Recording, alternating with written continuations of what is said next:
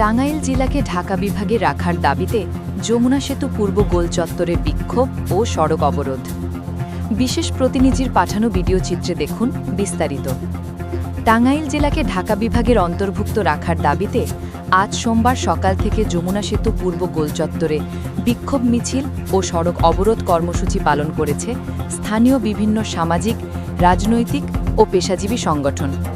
বিক্ষোভকারীরা হাতে banner festoon নিয়ে স্লোগান দেন, টাঙ্গাইল চাই ঢাকা বিভাগে, নয়তো আন্দোলন চলবে রণপথে। অবরোধের ফলে কিছু সময়ের জন্য ঢাকা উত্তরবঙ্গ মহাসড়কে যান চলাচল বন্ধ হয়ে যায়। পরে প্রশাসন ও পুলিশের হস্তক্ষেপে পরিস্থিতি নিয়ন্ত্রণে আসে এবং যান চলাচল স্বাভাবিক হয়।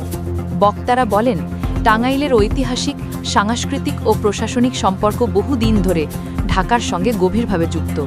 তাই টাঙ্গাইলকে নতুন প্রস্তাবিত ময়মনসিংহ বিভাগে নেওয়ার সিদ্ধান্ত জনগণ কখনো মেনে নেবে না। আন্দোলনকারীদের হুঁশিয়ারি, সরকার যদি টাঙ্গাইলকে ঢাকা বিভাগ থেকে আলাদা করার চেষ্টা করে তবে কঠোর আন্দোলনের ডাক দেওয়া হবে।